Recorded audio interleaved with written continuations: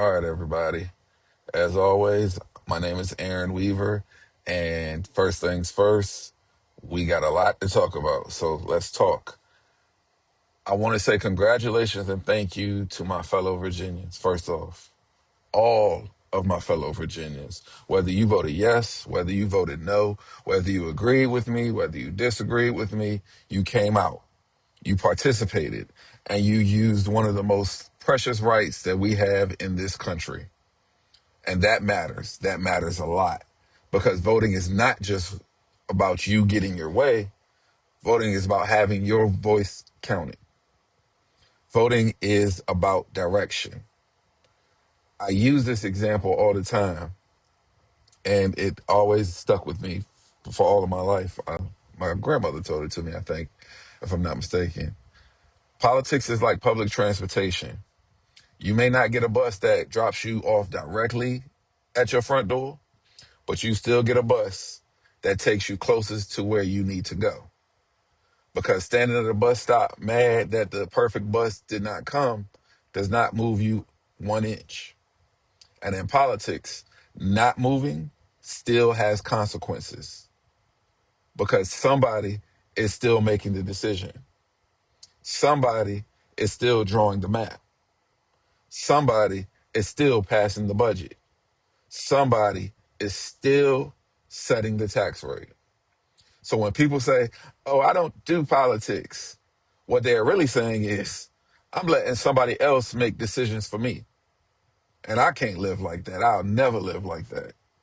And not for myself, not for my family, friends, not for Hampton, not for Virginia. And this referendum, Virginia spoke. The results were close. Yes, approved the amendment, received about 1,583,000 some odd votes, or roughly 51%. No, reject the amendment, received about 1,489,000 votes for roughly 48% point percent. That's not a blowout. That is not what in politics you hear them say, a mandate to ignore anybody. That is a narrow result. But in elections, narrow results still count. This is how democracy works. Now, I wanted to talk about something that I saw immediately after results. Well, you always see this after the results, but immediately, especially on this one, you saw this immediately after results came in. A lot of people looked at the map and said, how did yes win? So much of the map looks like no. This is exactly why I'm doing this video and these videos, because on this platform, we don't just react. We are learning. We are looking at the numbers. We are looking at the process. We are looking at the why behind what happened. And here's my first point, and always my first point. Land does not vote. People vote. I'm going to say that again. Land does not vote. People vote. So when you look at a normal election map, it can be misleading if you don't understand that principle. A county with a lot of land may look huge on the map, but that does not mean it has a lot of votes. A small city or county may look tiny on the map, but it has hundreds of thousands or even a million people. That is the part that is the miss that most people miss. And sometimes, to be honest with you, that is the part people want you to miss. Because if all you see is red land or blue land, you may think the election was stolen. But elections are not decided by acres. They are decided by people. So again, Virginia has over 2,500 precincts. A lot smaller counties report way faster because they have fewer votes to count. That's common sense. That's easy. So early in the night, it can look like, and it did look like, one side was winning big, huge. Then the larger population centers came in. The Fairfaxes, the Prince William, the Loudoun County, the Arlington. Alexandria. Good gracious, there's so many more. Richmond, Henrico, Norfolk, Newport News, Hampton, and then the number shifts. That is not fraud. That is called counting. That is the population. That is math. And math does not care about any of your feelings. I'm going to break it to you. Math doesn't care. Now I'm going to show you two maps, right? The first map is going to be the one that most people recognize that you see on all your major news sources and also even on the internet. It's the traditional county and city map. That's what it is. You can see the counties and cities colored by how they voted. Depending on what map you are looking at, some were red and blue, some were orange and purple. Yes areas, no areas. Depending on where you see it, the colors may be red or blue, however you saw it, right? But this is what people see the most and are most familiar with. This version that you're about to see while I'm talking comes from VPAP. VPAP stands for Virginia Public Access Project. It is one of the best public data sites that in Virginia for elections, campaign finance, and political information. And they're not sponsoring this video. They're definitely not. But that is where I personally go when I want clean election data. Not rumors, not screenshots with no source, not somebody's cousin posting from a truck stop parking lot. Data. That's what I want. Now, when you look at the traditional map, you see a lot of rural counties voting no. And that is real. That's what the data was. That's how those voters decided to vote. Those votes count and their voices matter. But then you have to ask the next question. How many people live there? Because again, land does not vote. People vote. That brings me to the second map that I'm going to show you. This is called a cartogram. This is a map that changes the size of each county or city based on the population, not the land. Population. So Fairfax County looks huge because Fairfax County has a huge population. Lee County may be physically larger in land mass, but Fairfax has far more people. That is why Fairfax shows up bigger in that kind of map, in a cartogram. This is not a trick. That is the point. It shows you the election through people and not land. And when you look at it this way, the results start to make more sense. The rural areas were heavily no. The suburban and small city areas were more mixed.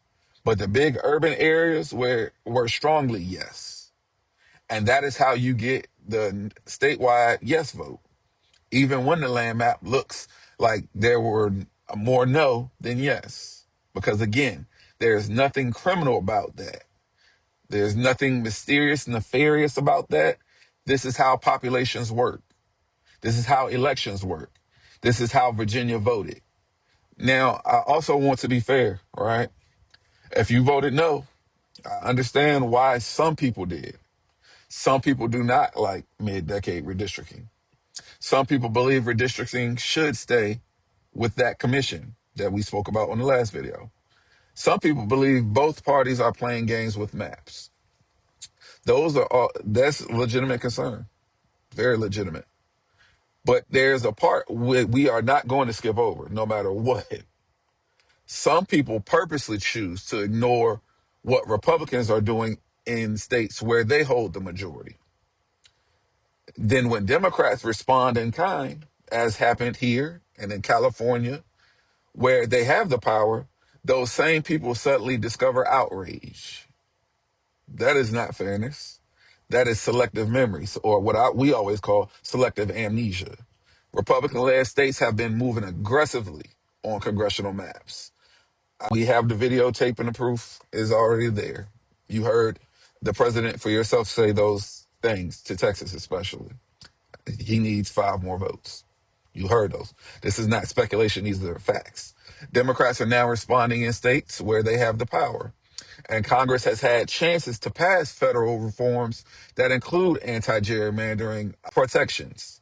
The For the People Act If you all don't know, the For the People Act included language and reform redistricting and curtail partisan gerrymandering.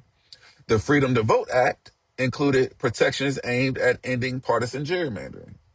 And the party that stood against moving these reforms forward in the Senate was the Republican Party. So, no, we're not going to pretend that this started yesterday or this started on the 21st. We're not going to act like Virginia woke up one morning and invented political map fighting. This is a national power struggle, and Virginia is now in it. That may make some people uncomfortable, but trust me, the truth is not required to be comfortable. Redistricting is not just about lines. Redistricting is about one of the most political tools in America. Let me say that again because I got that wrong. Redistricting is one of the most powerful political tools in America. And that's why you see it done so many times, because sometimes politicians do not have to change the voters' minds. They just change the way the voters count together. That is the quiet part. That is why maps matter. A line in one map can decide whether your community has influence or gets split apart. A line on a map can decide whether your vote has weight or gets buried. A line on a map can decide who has power before one ballot is even cast. So when people say it is just redistricting, they are missing the point. It is not just redistricting. It's representation. So now let's talk about the courts, because it's all the rage on the internet right now.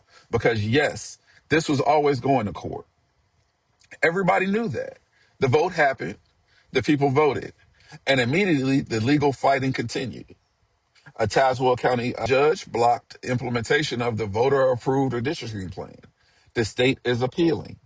That means that this is not over. This is going through the process. Trial court, appeal, potentially Supreme Court of Virginia, and depends on the claims, maybe federal questions get raised too. But let me be very clear about this, crystal clear. Nobody should pretend that this one is just because one judge ruled. And nobody should pretend that the vote never happened. Both things are true. The people voted yes. The court fight is still alive. And this is where we are. Now, historically, the U.S. Supreme Court has not been eager to stop partisan gerrymandering just because of its partisan. In Rucho v. Common Course, the Supreme Court said that partisan gerrymandering claims are political questions that federal courts cannot decide. That matters, but it does not mean that the lawsuits are automatically fails. If the claims is about state constitutional procedure, ballot language, timing, or whether the General Assembly followed the correct process, that can still be argued in state court. So the honest answer is yes. Is this. The yes won. The yes side won the vote. The no side is still fighting in court. And the final legal answer has not fully landed yet. That is not chaos. That is a system working through a contested question. And I know some people are going to say, well, Aaron, this is just politics. Yes. Yes, it is. But politics decides roads. Politics decides housing. Politics decides public safety. Politics decides taxes. Politics decides who has power over your life. So when people say, I do not do politics, again, what they are really saying is, I am letting somebody else make decisions for me. This may sound harsh, but it is true. And I don't care about sounding harsh or anything like that, because I believe in the truth. And that brings me back to why this channel exists in the first place and why all my social media exists. I am not here just to tell you what happened. I am here to explain to you what it means. Because when people understand the process, it becomes harder to manipulate them. When people understand the data, it becomes harder to scare them. And when people understand that land does not vote, it becomes harder to trick them with a map. So yes, Virginia voted. Yes, the results were close. Yes, the maps look different depending on whether you're looking at the land or the people. Yes, the courts are involved. And yes, this will matter for 2026 elections. Now, that is the statewide and national side of things. But I also want to bring this home because while everybody is talking about the Commonwealth, we also have a lot happening here in Hampton, Virginia. And so we are now deep in the budget season. It's not the first part. We're deep. We're almost at the end, pretty much. And that this is one of the most important times for our local government. And I know budget season is not the flashy part of this. It's not the viral part. It's not the part that everybody runs to for whatever reason. But this part is where the priorities become real. A budget tells you what a city values, not just what the leaders say they value, because you hear leaders all day, every day, tell you whatever they think will get the vote. But this shows what they actually fund. That is the difference. And in Hampton, the budget is out. It's available online. It is also available in your libraries, as well as City Hall. And yes, it's big, huge. It's a lot to read. And yes, it can definitely feel overwhelming. Trust me, I know this for a couple of years now. It feels very much overwhelming, to be honest with you. But the more we know, the better we can speak. The more we understand, the harder it is to dismiss us. And the more we show up to those city council meetings, the harder it is to say the public does not care. So let me definitely say this. There is a special session scheduled for May 6th, 2026 at 6:30 p.m. in the City Council chambers at Hampton City Hall, which is 22 Lincoln Street, Hampton, Virginia. The big square white building. It definitely sticks out in the downtown, but the address is 22 Lincoln Street. This is a guaranteed budget meeting. This is another opportunity for citizens to come out and listen, learn, and speak. And I want to say this plainly. We cannot only show up after the decisions are made. We have to show up while the decisions are being shaped. This is where the power is. This is where the influence is. This is where the work happens. Because this kind of work is what I call sausage making. It's a long, laborious task that the people down in City Hall have been doing, and that we have. This past Wednesday, April 22nd, sorry, 2026, I ran the gamut. Call it running the gamut. I spoke on multiple budget items, as well as the public comment.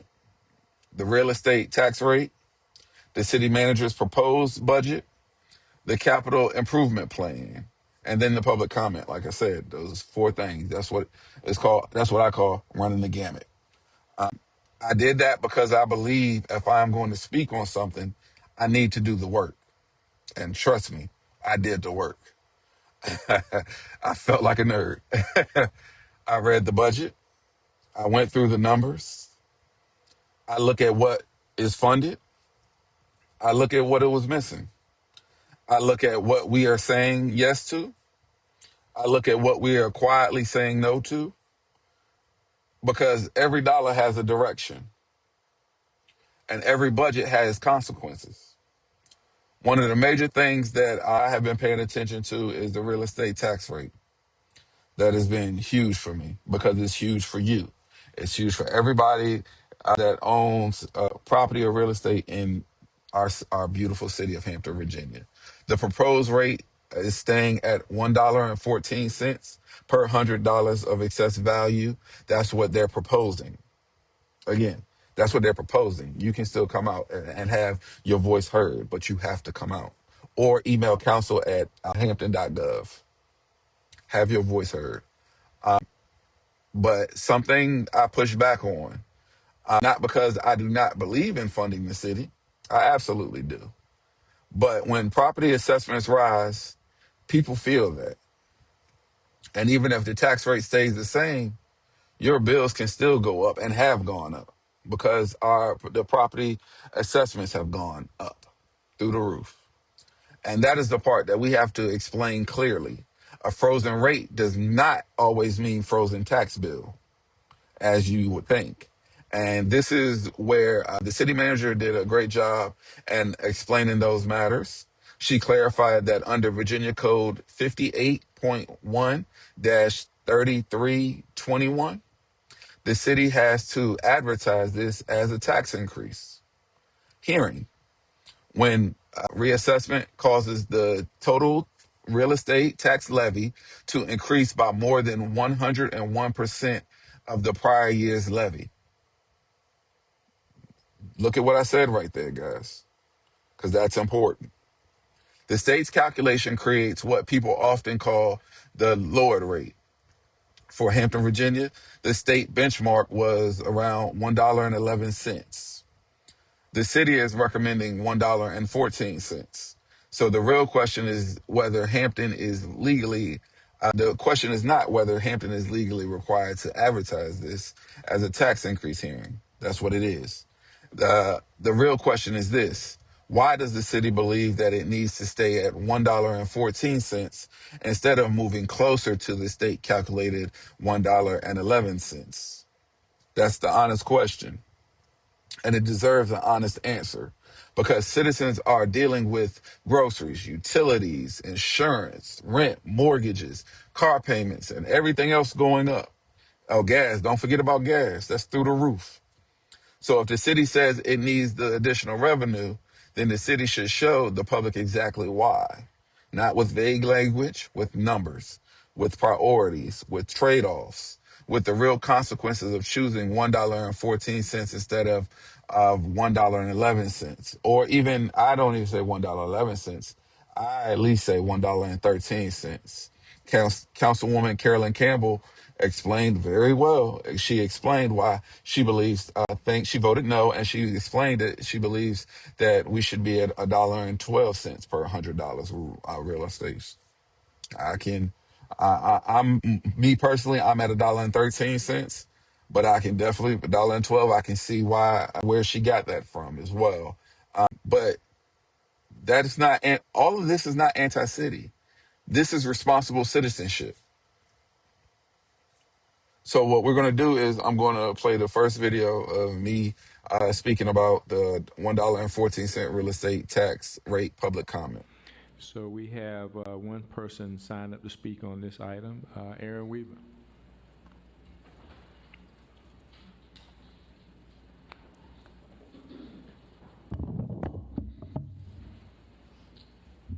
Aaron Weaver. The proposed real estate tax rate of $1.14 per $100 assessed, which is being presented as equalized rate based on the city revenue, as shown by the Finance Committee that we just watched. However, while this rate itself has not increased, the reality of it, the property values have, which means residents are still paying more.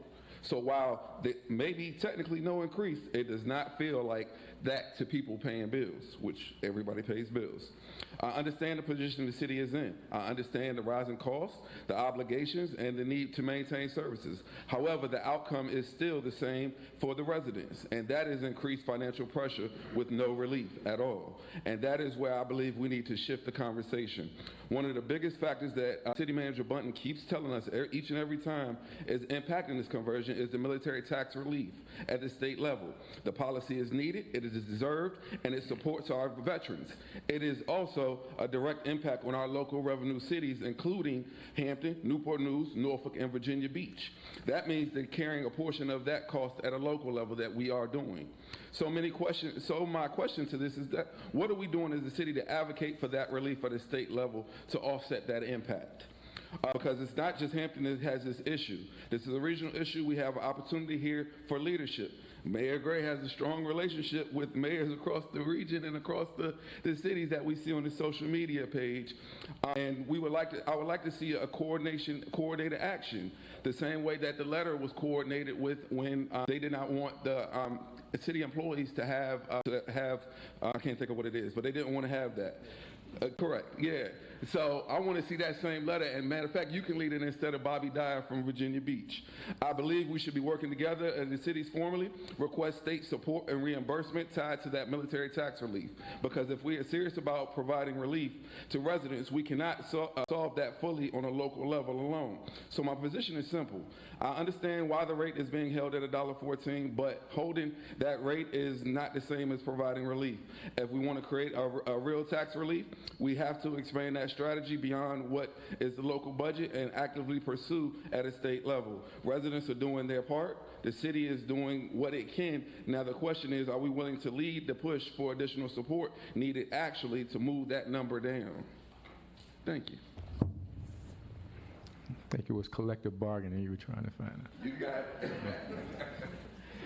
The second issue was the city manager's proposed fiscal year 2027 budget. And I want to be clear here too as well. I always want to be clear, but especially here. There are things in the budget that I support. One of them is making sure city employees get their proper raise. I've been in front of that council for over for 4 years saying that. I said this before. I was standing in front of city council a year ago talking about the city employees because they are the bedrocks of our community, of this community especially. They pick up the trash. They maintain the roads. They answer your phone calls at 311. They keep the city moving. Or 911. They keep the city moving. They serve the public every day. And for too long, too many public employees have been underpaid compared to the value that they bring. So when I see a proposed raise, I am not going to act like that does not matter to me. It does. That is a good thing. That is something I support. But support does not mean silence. You can support the good and still question the gaps. And I'm always going to question the gaps, and I do question the gaps with facts. And that is what mature civic engagement looks like.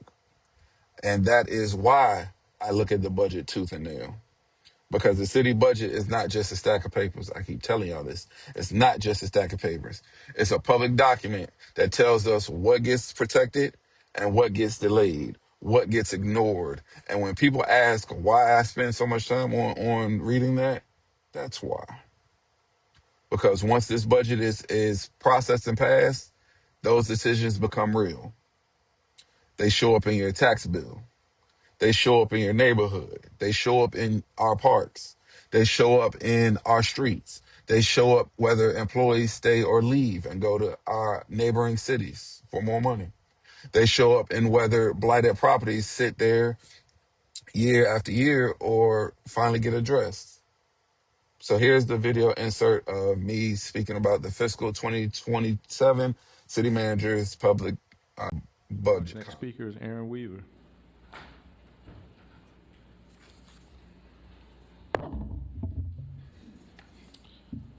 Aaron Weaver, the city manager's recommended budget includes the Hampton Coliseum, Arts Commission, and the Aquaplex. Didn't hit play.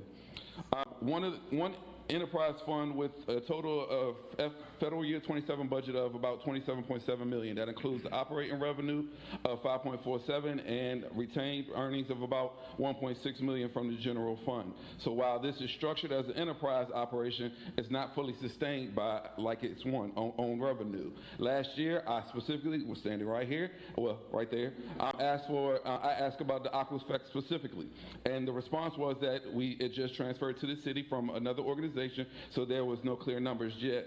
Now we have a full year later, and those numbers should exist. So my question is direct with what the actual net operating result of the Aquaplex alone, not combined with the Coliseum and the other facilities, but the Aquaplex itself. How much revenue is that generating? How much does it cost to operate? How much does the taxpayer support, if any, is required to keep it running? We often hear about the Aquaplex as an economic driver, and if that's the case, then we should be able to measure that. We should be able to see that return on investment. And what is the long-term plan? Is that goal for it to become self-sustaining, or is it expected to remain a partially subsidized asset? This is not about being against the aquaplex, it is about transparency. Because when residents are seeing increased costs with no tax relief, as we know, $1.14, we have to be clear about where that money is going. What is it producing? Right now, everything is grouped together in that category. That makes it difficult to evaluate. So my ask is simple. Break out the aquaplex for me, at least for us in general. Show the revenue, show the expenses, and show the plan moving forward for that location. Thank you. Thank you, Mr. Weaver. The third issue was the capital improvement plan, or the CIP. This is where we talk about the long-term physical future of the city: buildings, roads, infrastructure, facilities, major projects, the things that shape how Hampton looks and functions for years to come. And I always look at this through one question: does it serve the people who live here now? And does it protect the future of this city? Because capital spending should not just be about shiny projects.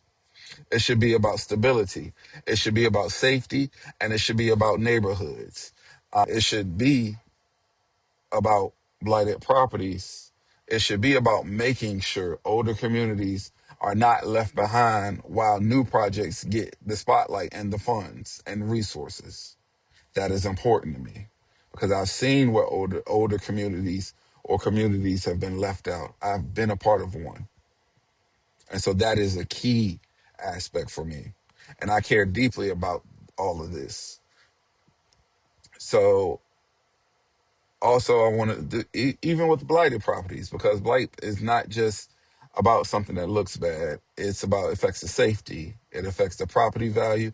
Blight affects pride. Blight affects the way people feel when they pull up into their own neighborhood. And if we can find money for major projects, then we have to be serious about the projects that have been hurting in neighborhoods for years. And we have to help those residents instead of charging and charging criminal cases against people. We have to come, our language, CDD's language, has to be about helping the neighbor or neighborhood get help with fixing what they need help fixed with. The language that they use and their mailers has to be changed. But this is why I keep bringing it up, because some issues only stay quiet when nobody keeps pressing them. So here's the video insert of me talking about the capital improvement plan, public comment. Community. I hope that helps explain what the CIP is. As the mayor mentioned, tonight is actually the adoption of the CIP after the public hearing, because again, next week we'll be having second meeting on the general budget, and then at May 13th they'll adopt a budget with or without amendments, and we have to have adopted the CIP first so that the CIP's first year can mirror the adoption of the city budget. I hope that helps give context for folks, and I'll turn it back to the mayor for the public hearing. All right, thank you. And this item does require a public hearing, so we're going to open the public hearing. We have one person signed up to speak. It's Aaron Weaver. I really feel like a nerd at this point.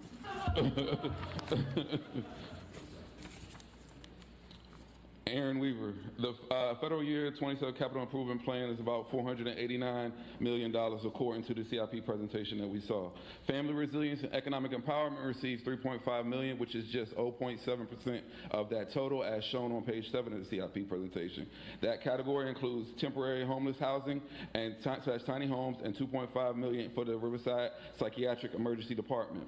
Now, in the detailed CIP, that breaks down to $500,000 in federal year 27 and $2 million in 28. So my question is, with that federal year 27 500, is that for planning, design, land acquisition, or actual construction? Has the site already been identified, purchased? Who will build, own, operate the tiny homes once completed?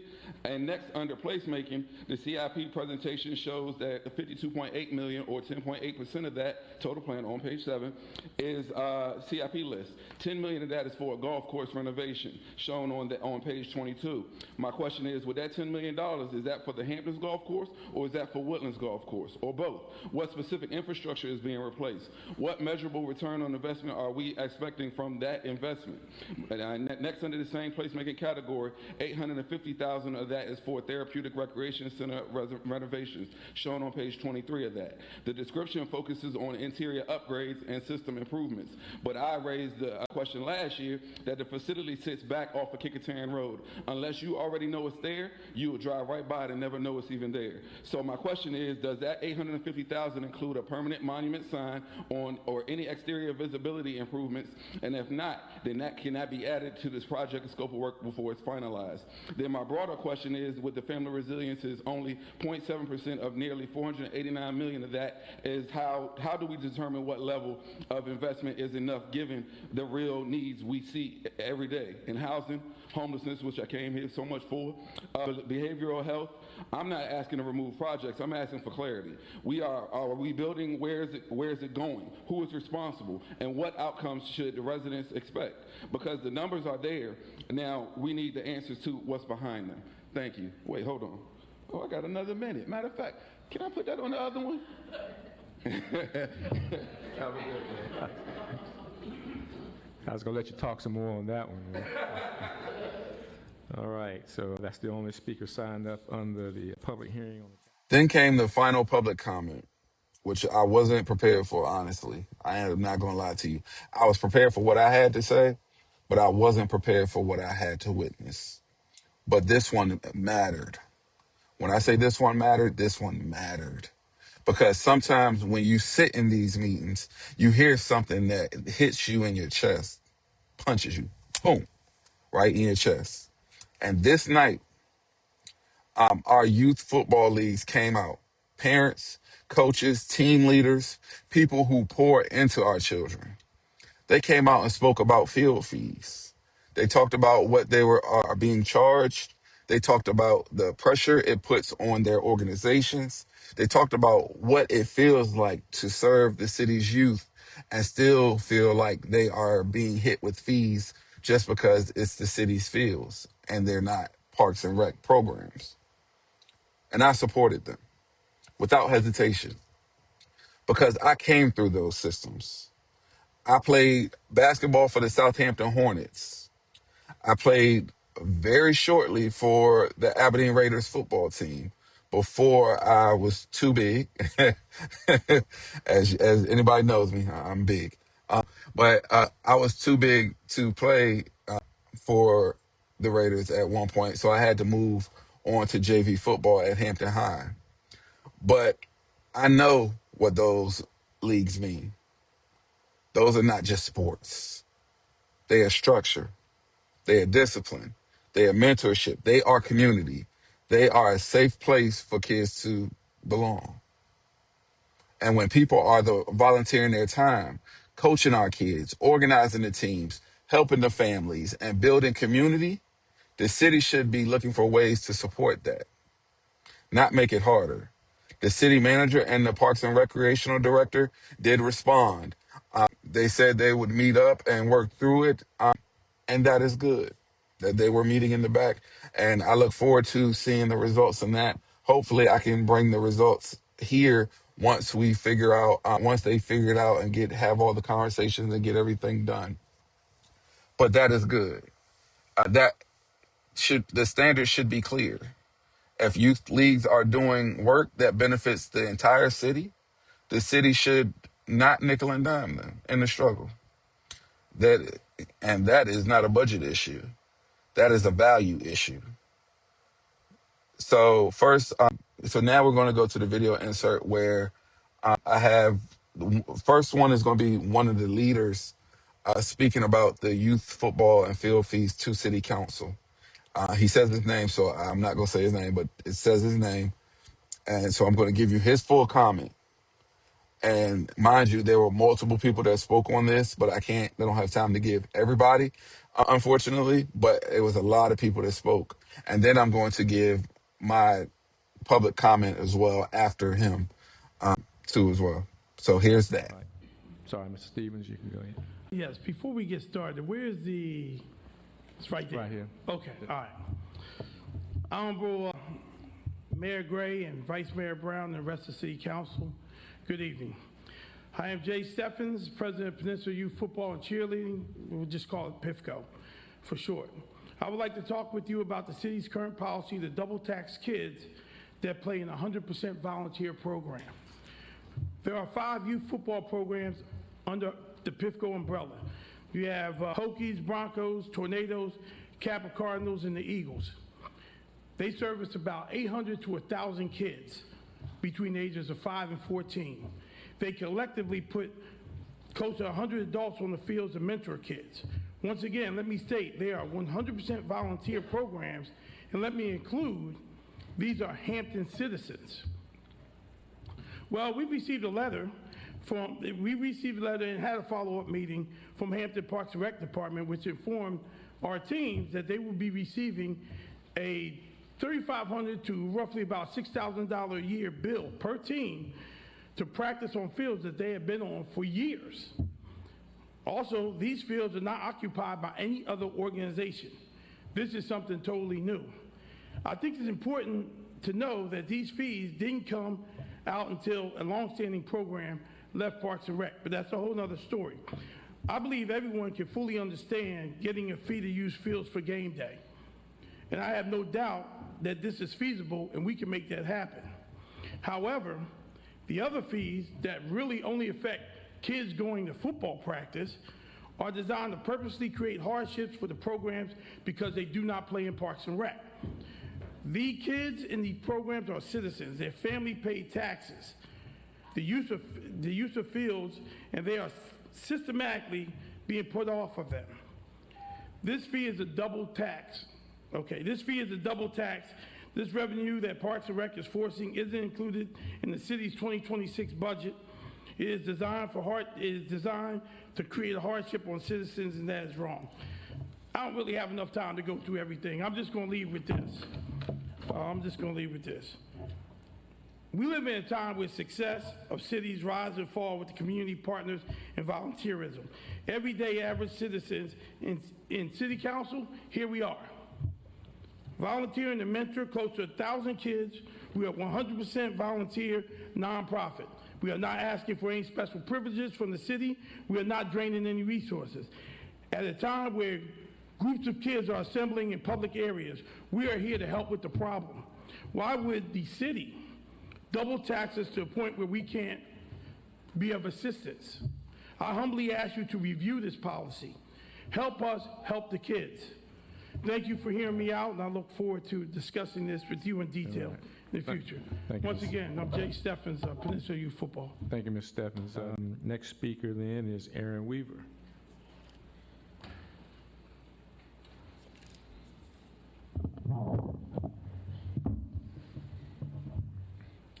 Aaron Weaver, waive those fees. I want to speak on the reason I came up here, other than waiving those fees. April 9th special session is where, I want to speak on the April 9th special session where City Council traveled to Hanover and Henrico to tour data centers and redevelopment projects. According to the notice of action, the purpose of this trip was to strengthen understanding of digital infrastructure and economic development. Opportunities and portions of that meeting were held in closed session due to proprietary information being shared. I understand the need for that confidentiality in certain situations, especially when private businesses are involved. That part makes sense. But at the same time, this was a full council trip involving, other than Councilwoman Fairby, involving travel, staff, and time. It was clearly ties into the future economic development decisions that will impact this city. So my question is simple: what did we learn, and what comes next? Because from the public's perspective, we see the city tour data centers, discuss digital infrastructure, and explore development models in Richmond. But we don't yet know how this translates back to Hampton.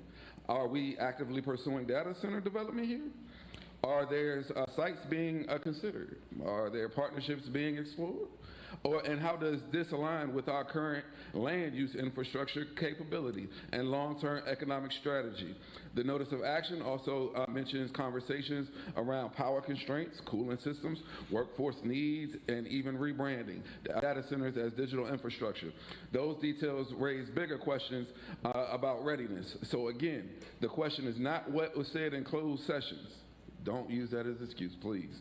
The question is, what direction are we heading as a result of this trip? Because if this is going to influence future decisions, whether that's zoning, infrastructure, investment, or economic incentives, then the public should have a clear understanding of the vision moving forward. I'm not asking for proprietary information. I'm asking for clarity on the direction. What did we learn? How are we going to apply this here in Hampton, Virginia today? Dang, another minute, man. That's 2 minutes on top of that. All right, have a good one. Now, before I close, I want to touch one more thing. One more thing. And this is also in a line item that connected to there's also a line item in the budget to bring back a Bay Days style event. As you see, Bay Days. I'm a Hamptonian. I've been here all my life. And Bay Days was, when you hear people who've been here a long time, multiple years, and if they've been here all their life, you hear people speaking about different things. And Bay Days was one of them. Bay Days was an amazing event. But let me stay on topic. You hear there is a line item to connect it to bring back a Bay Day style event. And I support that idea because Hampton needs placemakers. We need events that people remember. We need things that connect generations. People still talk about Coliseum Mall. People still talk about Bay Days. I got whole shirts with Bay Days on there with the artwork because the flyers and stuff was art. It literally was art like this. It's art. But people remember things because they created shared memories. They gave our city, Hampton, the identity. They gave the city an identity. And yes, Bay Days had problems near the end. Yes, there were safety concerns. Yes, violence must be taken seriously. But I do not believe that the answer to every problem is to cancel the entire thing forever. The answer should be planning. The answer should be security. The answer should be accountability, and the answer should be better operations and a safer structure. Because if we let small number of people destroy every community event, then whole city loses. Like our whole city has lost because of that. We just saw a similar debate in Virginia Beach with their curfew discussions, and then they enacted after violence on the ocean front. And I understand why the leaders feel pressure to act, but the response still has to be measured. Public safety matters. Business survival matters. Community events matter. Freedom of movement matters. One bad incident cannot automatically become the excuse to punish everyone. That is where leadership has to be careful. Hampton has events coming up too. The most recent one coming up, the Mosaic Festival is coming up on May 2nd in downtown Hampton. Again, the Festival is coming up on May 2nd, 2026, downtown Hampton. Please support it. We also have a Black Bear Festival too. We have community events all across the city. These things matter. They bring people together. They create pride. They remind people that the city is more than just buildings and budgets. A city is people. A city is a memory.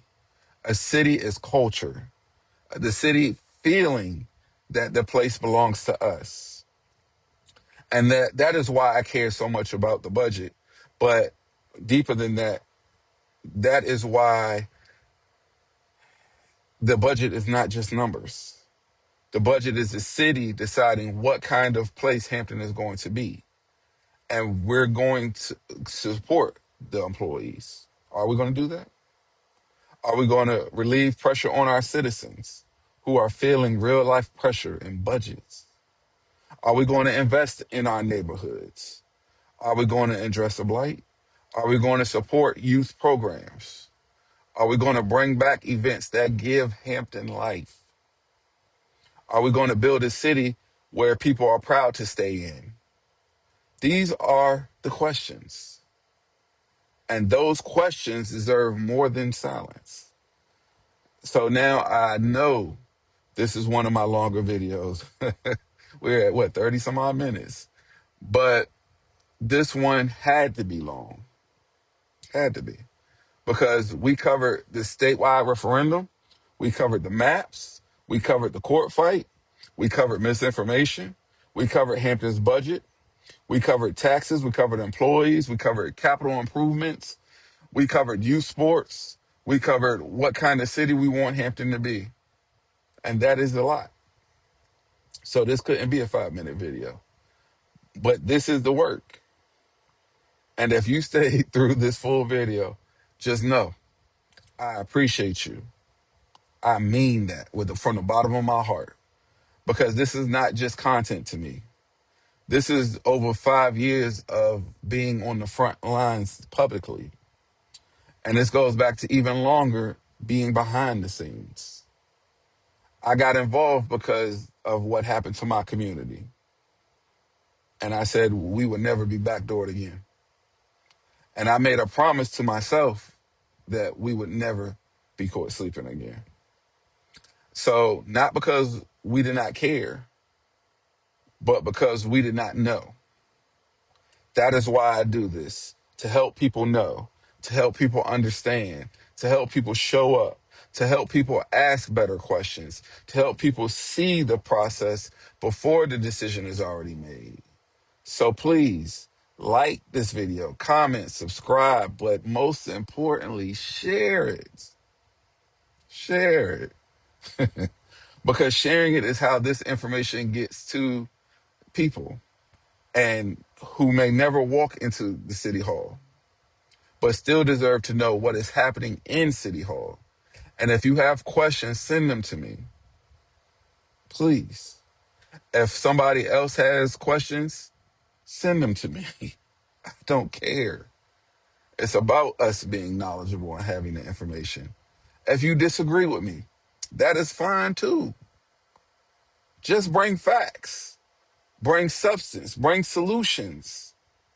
Because this is not about creating noise.